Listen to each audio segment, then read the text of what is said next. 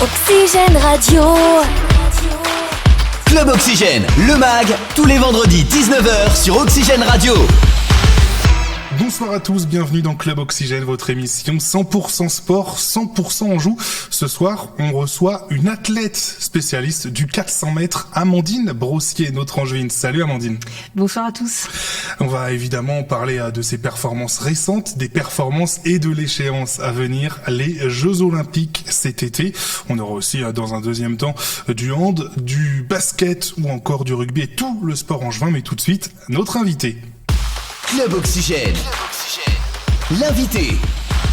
Alors Amandine, tu viens d'être sacrée championne il y a une semaine et demie, 2 semaines maintenant, du 400 mètres en salle. Ça représente quoi pour toi, la salle, cette saison et ce record ? C'était important pour moi de reprendre le titre déjà, puisque je l'avais perdu il y a 2 ans à Miramas dans la même salle. Et puis la saison précédente, je m'étais fait une entorse à la cheville, j'avais pas pu faire de saison hivernale, donc c'était important pour moi de reprendre ce titre-là de championne de France que j'avais aussi à l'extérieur. Et puis la saison en salle, j'aime bien, c'est vraiment différent parce que la piste fait que 200 mètres, donc on fait 2 tours. On se rabat aussi au bout de 150 mètres, donc on court avec les filles dans le même couloir. C'est vraiment deux salles, 2 ambiances, j'ai envie de dire. Une philosophie de course qui est un peu différente parce que il y a une notion de stratégie, de qui va se rabattre en tête, donc qui est capable de passer un peu plus vite au 200. Voilà, c'est des courses qui sont différentes. Et puis j'avais à cœur aussi de bien pas terminer ma saison parce que ma saison en salle n'est pas terminée, mais de bien continuer ma saison, de réitérer mon meilleur chrono que j'ai quasiment fait, mon record là, 51,67, et j'ai fait du coup 69 au championnat de France. Donc j'étais contente dans une course qui était complètement différente où là j'étais seule en tête de pouvoir réitérer une performance comme ça. Et justement, la saison en salle n'est pas finie parce que tu as participé aux Jeux en salle de Glasgow ce week-end. C'est quoi les mondiaux pour toi ? Qu'est-ce que tu vises à ces mondiaux ? Est-ce que c'est pour encore courir un peu ou il y a vraiment un objectif derrière ?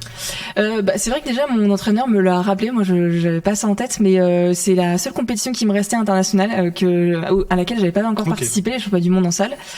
C'est important pour moi aussi parce que c'est vrai que c'est un mode un peu restreint, il y a moins d'athlètes qui sont sélectionnés, donc c'est important pour moi d'en faire partie. C'est aussi doublement important parce que ça me permet de marquer des points pour le ranking, donc c'est le classement mondial qui me permet de me qualifier notamment aux Jeux Olympiques. Okay. Parce que soit je peux me qualifier par le ranking, soit par des minima qui sont fixés, et faire des compétitions de haut niveau, et surtout en fait il y a un nombre de points qui est pris par rapport au chrono et aussi par rapport au type de compétition, et les championnats du monde rapportent un certain nombre de points qui sont intéressants. Donc l'objectif pour moi c'est d'aller chercher des gros chronos, de me confronter encore plus à mes concurrentes, d'aller chercher un peu d'adversité et de conclure cette phase de préparation qui est importante en vue de cet été. On parlait de la salle, restons-y un petit peu. Tu parlais notamment on peut se rabattre, il y a 2 tours. Toi c'est plus la stratégie aussi qui peut-être fait kiffer un peu, ça change au moins, c'est ça aussi. Disons que j'aime bien le fait que ce soit une course qui soit un peu plus musclée en fait. Ça me rappelle notamment du basket que j'ai fait pendant 13 ans avant de faire de l'athlétisme. Ça me rappelle aussi les courses en relais que j'aime bien faire avec le relais 4x4. Et j'aime bien ça ajoute un peu de piment aux 400 mètres où à l'extérieur c'est vrai que c'est assez linéaire, on peut gérer son effort, tandis que là c'est plus difficile de doubler une fille par exemple. Je me suis déjà fait avoir sur certaines courses où je pars un peu trop lentement et après c'est compliqué de changer de rythme et de doubler en virage, du coup on fait plus de distance, donc c'est vraiment différent, mais ce côté un peu plus musclé, un peu c'est quelque chose que j'aime bien. Et au niveau du travail, que ce soit à l'entraînement pour la saison indoor ou outdoor, dehors, à l'intérieur, est-ce que c'est vraiment différent ce que tu fais à l'année, ou il y a un travail spécifique ou pas ? Non, pas tellement. Alors après, c'est vrai que la saison en salle, il y a quelques spécificités, c'est-à-dire que les virages sont incurvés en fait comme un vélodrome, et du coup il y a des montées et des descentes. Enfin, les virages sont, ça commence par monter et après ça descend à la fin du virage. Et du coup, dans l'appréciation, là on s'est amusé à venir plusieurs fois à Nantes parce que c'est la seule salle qu'il y a dans la région des Pays de la Loire, pour pouvoir réappréhender ça, permettre d'avoir des sensations. Donc sinon la préparation en soi elle a pas tellement changé, mais juste de faire quelques séances un peu spécifiques dans la salle, ça a permis quand même de retrouver des sensations. C'est une année de Jeux Olympiques après les mondiaux. Tu n'es pas sans le savoir, j'imagine. Désormais, après la saison, là, après le week-end, la salle s'achève. Après, c'est focus à fond sur les JO. Il y a quand même d'autres échéances que tu veux réussir avant. Alors on a une grosse saison en athlétisme, mais qui sont marquées par les Jeux Olympiques. C'est-à-dire que là, je vais repartir sur 1 mois et demi de préparation. Après, le 17 avril, je pars en stage aux États-Unis pour préparer les championnats du monde de relais aux Bahamas, qui ont lieu le 4 et 5 mai. On y va à la suite en fait de notre stage, et là qui sont du coup qualificatifs pour les Jeux Olympiques, que ce soit sur le relais féminin 4x4 et le relais mixte 4x4 aussi. Donc voilà, une première compétition importante, mais qui est déjà pour les Jeux. Après, il y a aussi les championnats d'Europe. Bon, c'est vrai que ça peut me permettre d'aller décrocher les minima, donc je pense un peu Jeux Olympiques, mais c'est aussi je pense une compétition qui aura lieu du coup du 7 au 12 juin, et qui pourra peut-être me permettre d'aller chercher une première médaille internationale. Je pense que c'est une première belle étape pour moi en tout cas, et de voir aussi où est-ce que j'en serai dans cette préparation olympique. Tu parles de minima. Quel minima, pour que les gens sachent, il faut réaliser, et quand est-ce qu'on peut les réaliser? C'est pas à l'entraînement, j'imagine, le matin. Ouais, c'est vrai que c'est peut-être bien de préciser. Le chrono qui est demandé sur 400 mètres, c'est 50 secondes 95. Et après, en fait, c'est ouvert depuis juillet dernier, je crois, et jusqu'au championnat de France qui auront lieu fin juin. Donc ça sera la date butoir, et après il faut les réaliser sur une compétition qui est agréée par World Athletics. Ok. Donc 50-95, ton record est à 51-21, ouais. Donc normalement... Voilà, ça fait déjà 2 saisons où je sens que j'ai le potentiel de passer sous les 51, donc ça me fait pas peur, on va dire. Je sais que c'est des minima qui sont exigeants, ça a été durci au vu du niveau international, mais je me sens tout à fait capable de le faire, comme ça avait été le cas pour l'année de Tokyo, où je savais que c'était compliqué, mais j'ai réussi à le faire, et c'est un beau challenge. Qu'est-ce que ça représente pour toi les JO, qui plus est en France? C'est vraiment super important, parce que c'est vrai que j'ai connu ce Tokyo. Je suis vraiment contente déjà d'avoir déjà connu une préparation olympique, parce que c'est un petit peu particulier, même si l'entraînement change pas fondamentalement. Je fais la même chose que l'année précédente, parce qu'on a de la chance en athlète d'avoir des gros championnats chaque saison. Mais les Jeux Olympiques, c'est une pression particulière, c'est un truc supplémentaire, parce que c'est la compétition interplanétaire, j'ai envie de dire. Et puis là, à la maison, j'ai connu les Jeux de Tokyo en Covid, où mon entraîneur a pas pu venir, où il y avait personne dans les tribunes. C'est très particulier. D'habitude, on fait du sport pour pouvoir le célébrer avec le public, avec les gens qui nous ont accompagnés. Et là, du coup, j'ai vraiment envie voilà, c'est un peu les deux extrêmes, et j'ai envie de connaître ça. Pour moi, ça va être une belle fête du sport, et j'ai envie de le vivre pleinement. Ça arrive aussi dans un moment de ma carrière où je pense que j'ai acquis pas mal d'expérience. Dans ma préparation, je me sens vraiment bien. J'ai compris ce qui me convenait, ce qui me convenait moins, et ça arrive vraiment au meilleur des moments. Qu'est-ce que ce serait pour toi des Jeux Olympiques de Paris réussis, si on se place au mois de septembre et tu te dis voilà, là j'ai réussi mes Jeux? Juste réussi, déjà, ça veut dire que c'est pas trop mal, mais c'est pas non plus rêver. Réussi, on va dire que c'est une demi-finale individuelle. Non, même pas. Une finale individuelle, on va dire, et un podium en relais. Ça serait vraiment très réussi, ça. Tu en parles du relais, vous brillez souvent en relais au 400 ou au 4x400 et moins individuellement. Ouais. Alors, on peut se poser la question, pourquoi on peut briller en relais et moins individuellement? Est-ce que tu as une réponse, toi? Quand je dis moins individuellement, vous brillez aussi. Mais oui, non, mais c'est tout à fait vrai. Difficile à dire. Je pense qu'il y a une émulation de groupe qui est là, qui existe bien, et qui permet de sublimer, en fait. On arrive à sublimer sur le relais, là où certains n'arrivent pas forcément à le faire individuellement. Et puis ça, en fait, vu que contrairement à d'autres nations, c'est vrai qu'on n'a pas à chaque fois 3 individuels sur un parcours individuel, mais on a quand même des 3-4 individus à chaque fois qui arrivent à constituer un relais intéressant. Donc difficile de répondre à cette question, mais je pense qu'on arrive à créer une solidarité, une entraide entre nous, et d'aller chercher ça collectivement plutôt qu'individuellement. Les Jeux Olympiques à Paris, ça va être évidemment une belle fête, comme tu le disais. C'est aussi pour les athlètes. Ils en parlent souvent, les athlètes, que ce soit athlètes, que ce soit tout ce qu'il y a au JO. Le village olympique. Ouais. Toi, tu l'as vécu. Alors, c'était peut-être plus confiné avec le Covid, mais c'est ça aussi les JO, de se retrouver.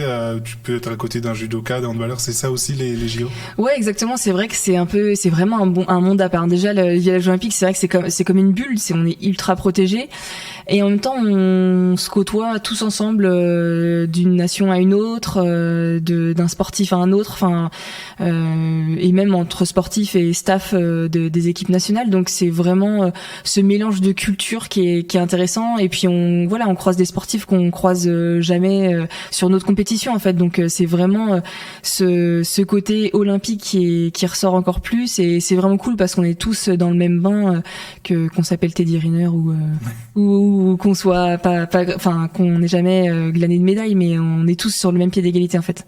C'est ça aussi le but des Jeux. Justement, pour revenir sur toi, Amandine, on disait ton record personnel est à 51-21. Déjà, est-ce que tu penses pouvoir le battre et de combien tu penses l'améliorer, et aussi répondre à la question de quand on améliore, pour les gens qui connaissent moins comme moi, est-ce qu'on l'améliore de 1 seconde, est-ce qu'on l'améliore de 10 dixièmes, enfin comment on améliore difficile à dire en fait, ça dépend où est-ce qu'on en est dans sa carrière. C'est sûr que si tu m'avais posé la question il y a 3-4 ans, je t'aurais dit je bats mes records d'une demi-seconde à chaque sortie, mais là c'est plus le cas. Là c'est plus difficile.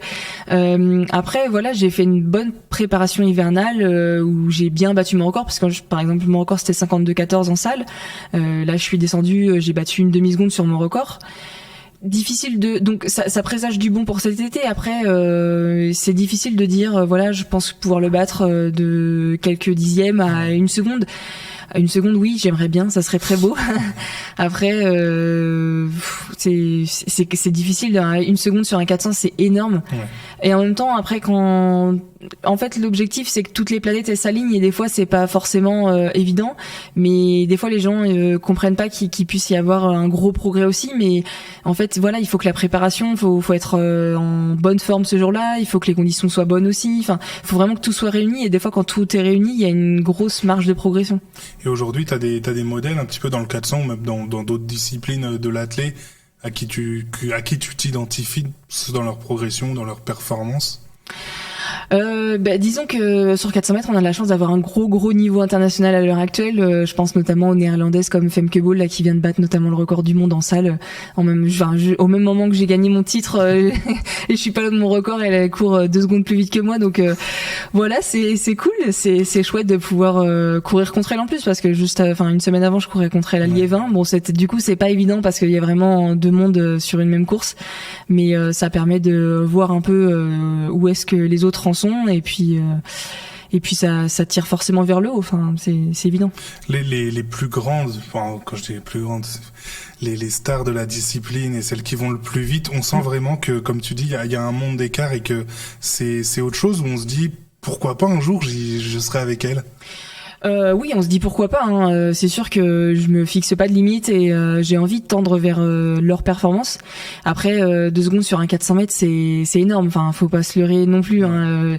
J'ai beau progresser, travailler des petits détails, on est chaque athlète, chaque femme est différente, donc ça me semble compliqué. Mais pour autant, quand on est sur une ligne de départ, je me dis pas qu'elle va gagner, et voilà, j'y vais pour être devant, et voilà. Sait-on jamais. La souffrance dans le 400 mètres, c'est aussi à prendre en compte, même quand on est athlète. C'est vrai. Mais le 400, le Tour de Piste, c'est réputé pour être très difficile. Est-ce qu'on arrive à quand même prendre du plaisir quand tu cours, tu prends du plaisir, ou c'est que après qu'on se dit je l'ai fait? Non, surtout après, c'est surtout là que la souffrance elle est en fait. Ok. En fait, je pense que c'est aussi dans cette difficulté-là que je trouve du plaisir. C'est-à-dire que c'est aussi pour ça que je suis montée sur 400 mètres en 2019.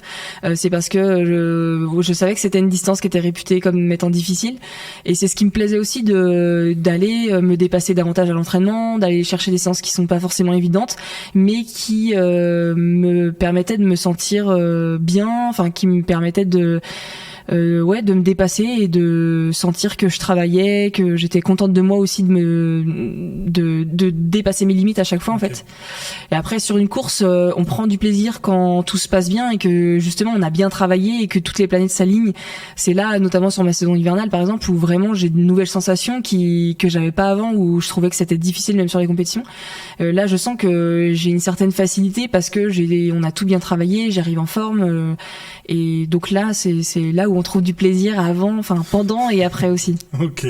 Et ces sensations que tu ressens en salle, elles se transposent après, ça suit, il y a vraiment pas la salle et dehors, tu vas réussir à les retrouver après, enfin on sait pas, mais ça se suit en général? Oui, ça se suit. Oui, ça se suit parce que la préparation elle continue. Enfin, je veux pas prendre 3 mois de vacances. Donc après, c'est vrai que là, on va repartir sur une phase de préparation qui est différente à l'entraînement, mais je devrais retrouver ces sensations-là si tout se passe bien cet été. Est-ce que mentalement aussi, il faut être fort parce que tu t'entraînes tous les jours quasiment, enfin j'imagine, très dur, pour 1 minute de course finalement au final. Est-ce que c'est des fois il y a des matins où on se dit je resterai bien au lit et au diable l'entraînement? Non, en vrai ça m'arrive pas parce que je prends beaucoup de plaisir dans ce que je fais.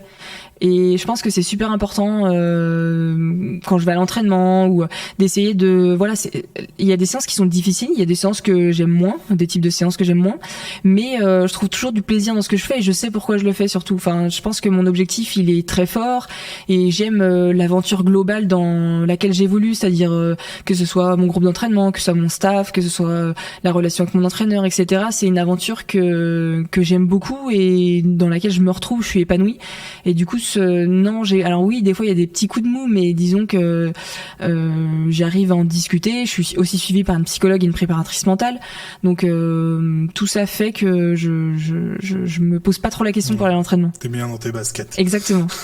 Merci Amandine. Avant de se quitter, je te propose qu'on passe tout de suite à l'interview flash. Question rapide, réponse très rapide avec jingle.